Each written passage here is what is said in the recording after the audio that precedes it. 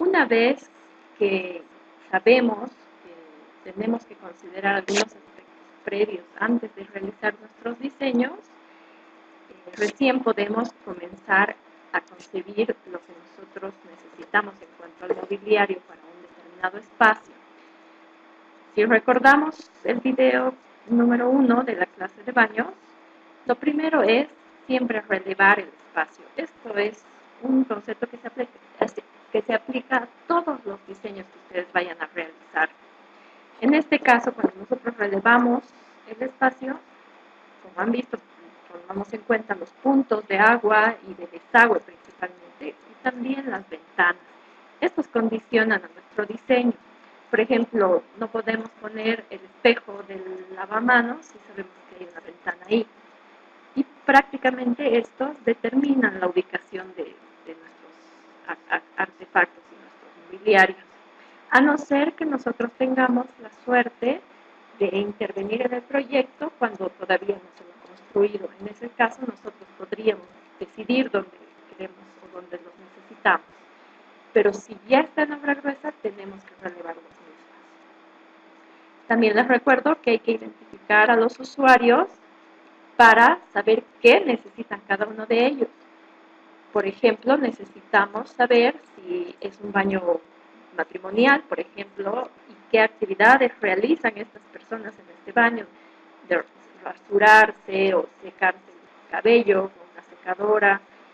Todas estas necesidades nos dan elementos de guardado, por ejemplo, tal vez cajones para la secadora de cabello o rasuradoras, guardado de toallas, papel higiénico, en sí, otros accesorios de cada persona. Esto también nos da los aspectos principales a considerar en cuanto al almacenaje. ¿Cuánto espacio de almacenaje necesitamos? Por ejemplo, cajones para la secadora de cabello, etcétera, o de repente solo puertas y repisas, o tal vez ninguno. Si es un baño de visitas, probablemente no almacenen nada, o tal vez otras familias almacenen papel higiénico y un par de toallas y nada más. Siempre depende del usuario. Hay familias que también tienen un botiquín en el baño, que a la vez es el espejo principal. Entonces, como les digo, los diseños pueden tener muchas variables y esto lo van a decidir ustedes con el usuario hipotético que vayan a tener. Lo último es definir el estilo, ya que este estilo va a definir los materiales que nosotros queremos usar en nuestro baño. Tenemos que decir si queremos hacerlo en madera o de repente derivados de la madera como ser aglomerados o tal vez metal, no sé. Y de qué queremos el mesón, si queremos mesones de granito o incluso hay mesones de melamina, mármol, entre otros.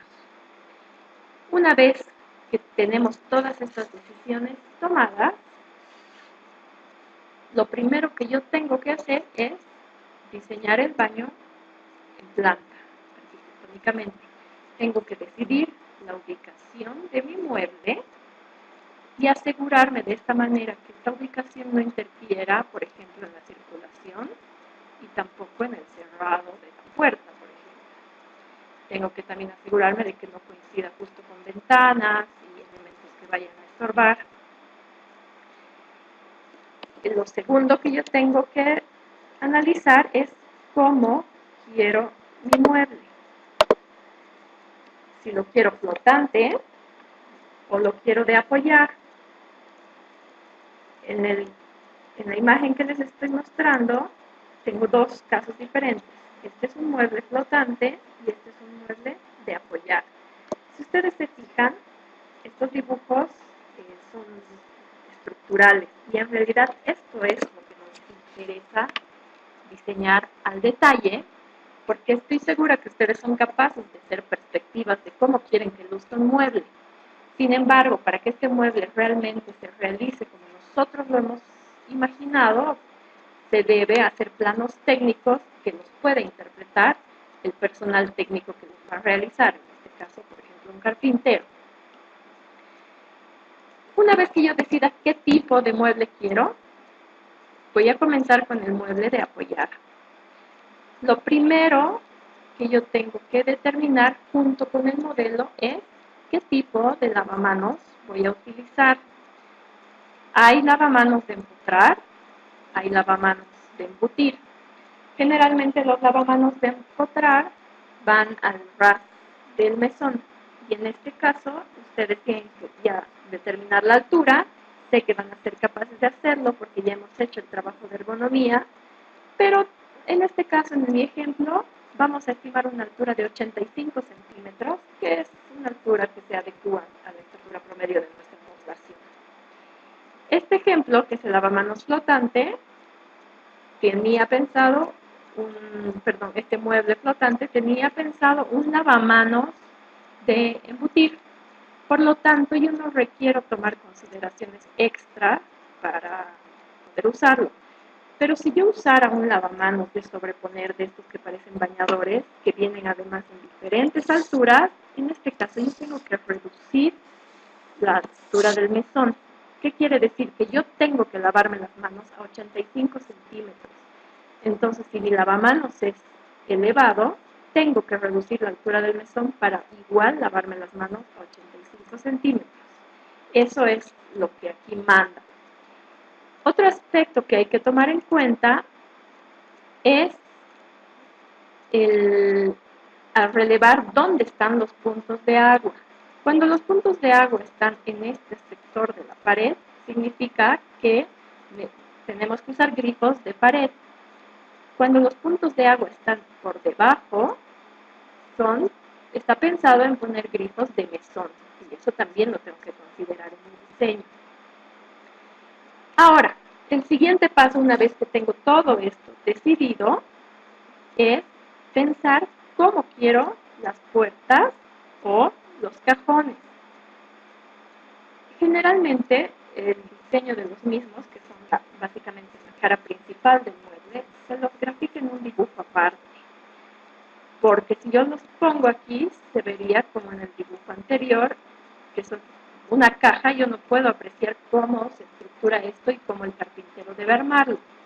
Entonces, casi siempre presentamos este tipo de dibujos a nuestro cliente y este tipo de dibujos a nuestro carpintero, claro que con una muestra general de cómo queremos que luzca el mueble al final. Pero es importante la realización de correctos planos técnicos para que puedan ser interpretados y ejecutar el diseño como lo habíamos pensado. El siguiente punto aquí es identificar las piezas que componen mi diseño. Si ustedes se fijan, aquí tengo una pieza que es un costado y tengo otro costado.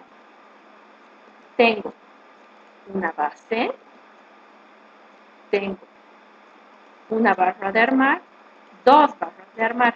Si prestan atención, la barra de armar delantera se encuentra en posición horizontal y la barra de armar trasera está en posición vertical.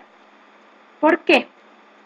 En realidad, si pensamos estructuralmente, ambas barras deberían estar en posición vertical, como esta. Pero eso me quitaría espacio de uso en el lado frontal del mueble y además también está en la parte estética.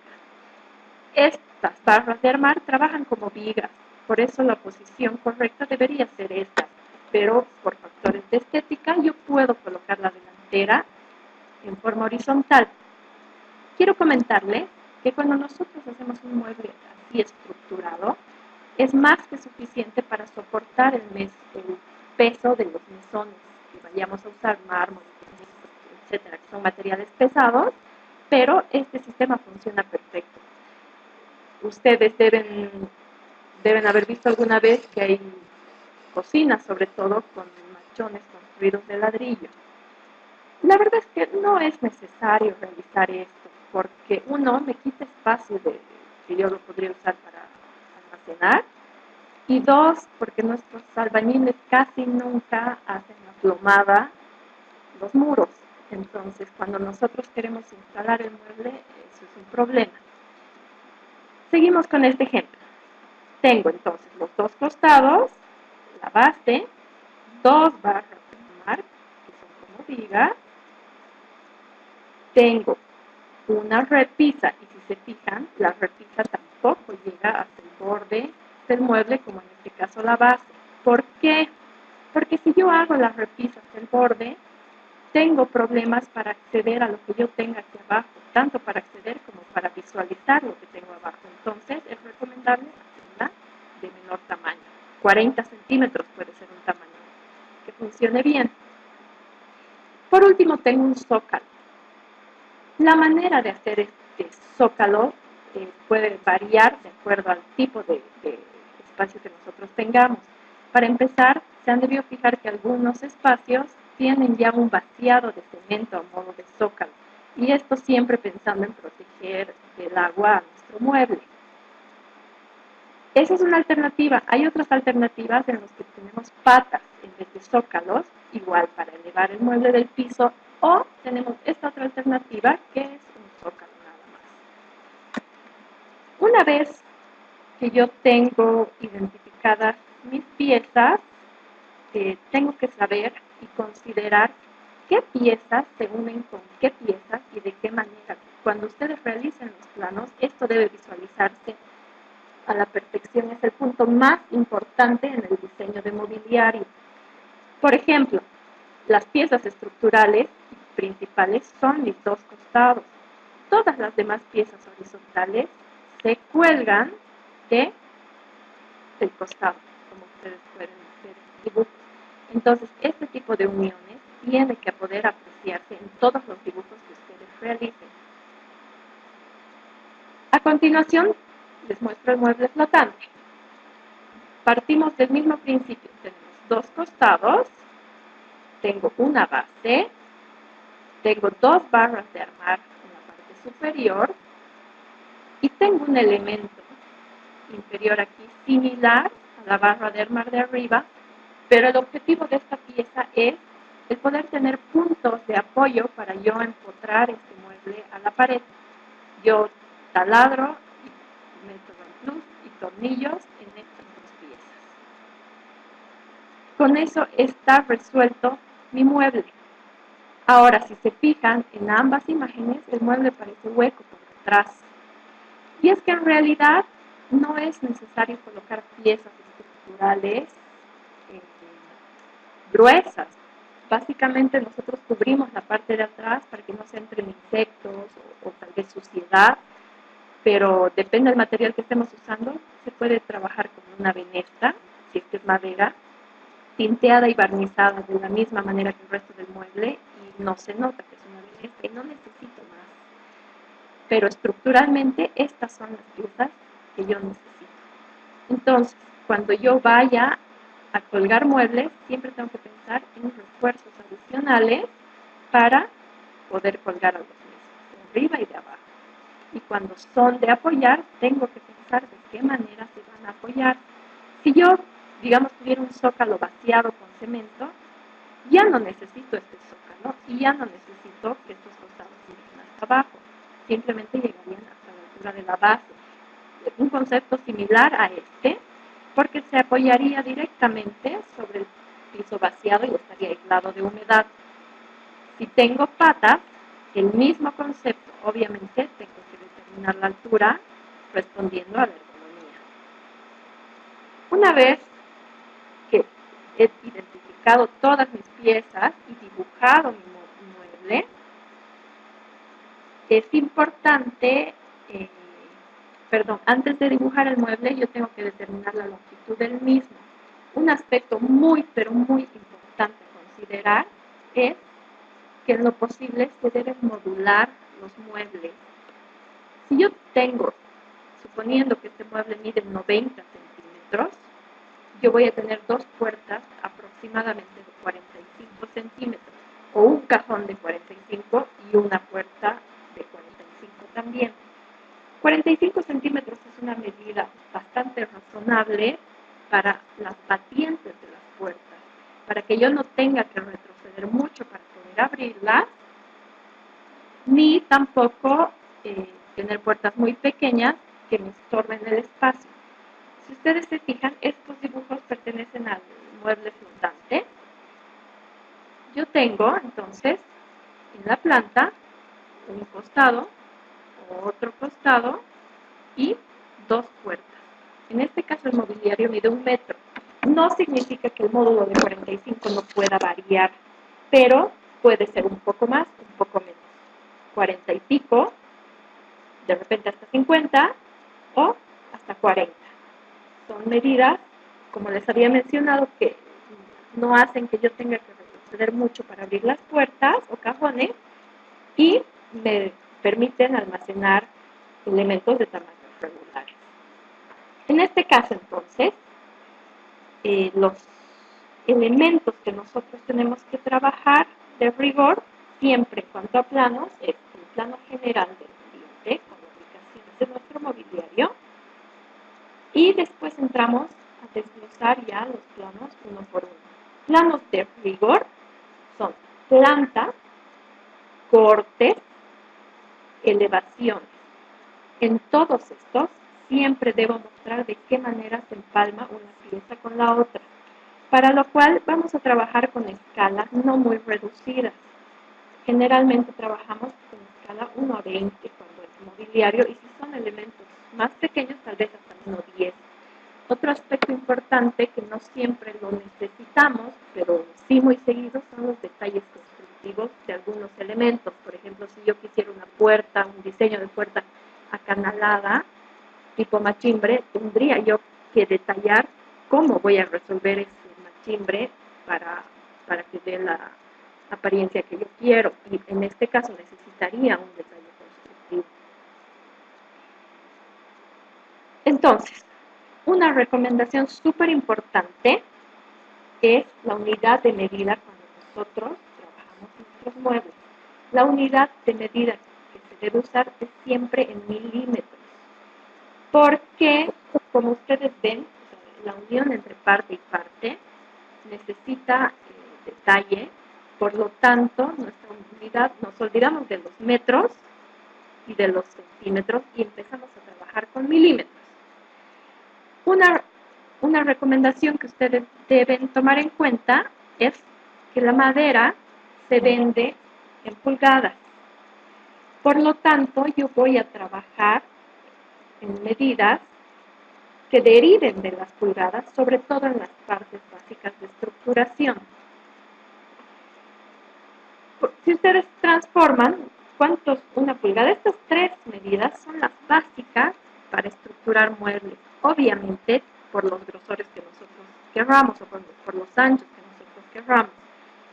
Por ejemplo, sabemos que una pulgada mide 2.54 centímetros, o sea, 25,4 milímetros, pero cuando yo trabajo con muebles, esta medida de una pulgada queda en 22 milímetros, porque cuando nosotros trabajamos con maquinaria, el grosor de la sierra, de la carpintería, me deja el material reducido a esta medida. Entonces, por favor, acuérdense de esto. Cuando yo pienso en una pulgada, voy a graficar en 22 milímetros.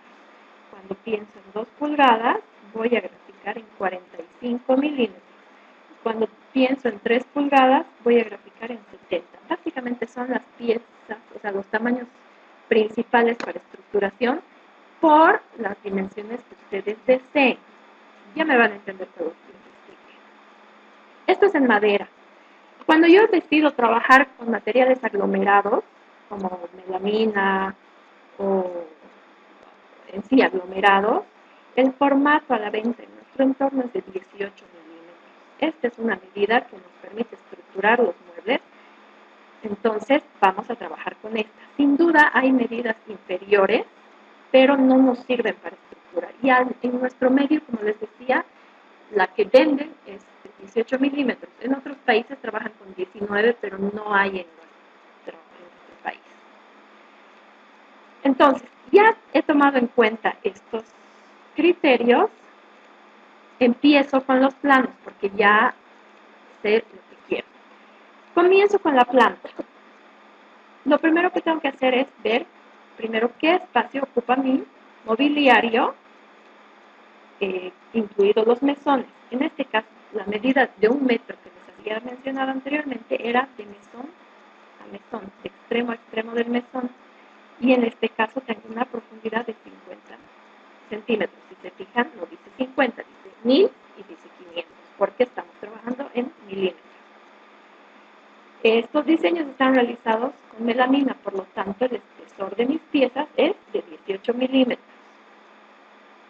Estoy especificando qué tipo de puertas tengo, en este caso son batientes, y si se dan cuenta, el mueble está a 50 milímetros, es decir, 5 centímetros metido de los bordes del mesón. Esta línea punteada es el borde del mesón. ¿Por qué? Porque generalmente en un baño, y esto también se aplica a cocina, yo trabajo con agua. Entonces, el enemigo principal de la madera y de los derivados de la madera es precisamente el agua y la humedad. Entonces, si yo tuviera algún accidente y el agua empieza a chorrear, de esta manera yo protejo mi mueble. Es también importante decirle a los encargados de los mesones, por ejemplo el marmolero, que hagan un botaaguas en la parte inferior del mismo. Ninguna especificación está de más cuando hablamos de mobiliario, y mientras más claros estén nuestros planos, mejor idea de cómo los debe realizar va a tener el personal técnico y evitamos problemas. O sea que mientras más texto necesiten insertar para aclarar de qué manera debe realizarse su diseño, háganlo. Entonces, tengo la planta, tengo una elevación, que es otro de los dibujos de rigor. Aquí se ve la altura, la separación del piso. Esto va a tomarlo en cuenta el carpintero cuando lo instale. Si ustedes se fijan, se ve perfectamente qué pieza se cuelga de la otra. En este caso, mis dos parantes llegan de tope a tope y la base se está colgando del parante. La barra de armar delantera también se cuelga de los dos parantes. Y aquí tengo otras especificaciones, ¿no? De qué es el mesón y de qué manera voy a resolver algunos otros elementos. Aquí tengo un corte en el que se ve perfectamente que tengo la base, la barra de armar delantera, la trasera, y aquí tengo el otro elemento que también me sirve para poder colgar este mueble a la pared. Hablando de medidas, si se fijan, toda la estructuración de las piezas, en este caso es de 18 milímetros, porque estoy trabajando con melamina. Si yo estuviera trabajando con madera, estas medidas, estos grosores, tendrían que ser 22. En este caso, la persona que ha dibujado este plano no ha puesto este detalle, pero es necesario ponerlo. Ah, bueno, aquí está. Es necesario ponerlo. Y si no, tendría que poner una cota indicando el grosor. En este caso, les decía, si fuera madera, esto tendría que ser 22 en vez de 18. Con 22 en todos estos lados es suficiente, es decir, 1 pulgada. Si se fijan, las barras de armar, todos tienen 70. Significa que son 3 pulgadas por 18. Tengo que poner de qué manera yo quiero las puertas. Si las quiero de embutir o las quiero de sobreponer. Y si las quisiera de sobreponer, ¿cómo quiero que luzcan? Hay diseños que están pensados en que la puerta cubra todos los bordes del mueble y no se vea de qué manera se estructura. Aquí les puedo mostrar una perspectiva de cómo se vería el mueble terminado y cómo quedaría la estructura del mueble flotante. Entonces, es importantísimo, les repito, que los planos muestren la unión de las piezas, cómo se estructuran. Para esto tenemos que usar algunos criterios que ustedes los han aprendido en la universidad cuando han visto, por ejemplo, vigas o columnas. Es solo el criterio de qué pieza debe ir sobre cuál pieza. También tenemos que pensar en cómo quiero que luzca. Por ejemplo, si voy a diseñar un escritorio o una mesa donde no quiero que la tapa se vea ensuciada por los costados, seguramente la tapa va a cubrir los dos laterales. Una vez más les digo, no existe una receta que ustedes deban seguir para la estructuración y el diseño de muebles. Básicamente esto es más criterio de cada uno de ustedes. Les repito, los planos que deben presentar es plantas, elevaciones, cortes y muy probablemente detalles constructivos. Siempre debemos poner todas las medidas y todas las especificaciones necesarias. Un dato importante que me olvidaba mencionarles es, si ustedes saben graficar planos, sabemos que tanto en elevaciones como en cortes nosotros ponemos medidas verticales y las horizontales solemos usarlas para plantas. Pero en este caso les recomiendo que tanto en cortes como en elevaciones pongan todas las medidas posibles. De lo contrario, tendríamos que hacer muchos más dibujos para que el carpintero pueda comprender nuestros diseños. Eso es todo. Si tienen alguna duda, no duden en consultarme, por favor. Vamos a tratar de retroalimentar este trabajo en la clase presencial junto con las cocinas. Muchas gracias.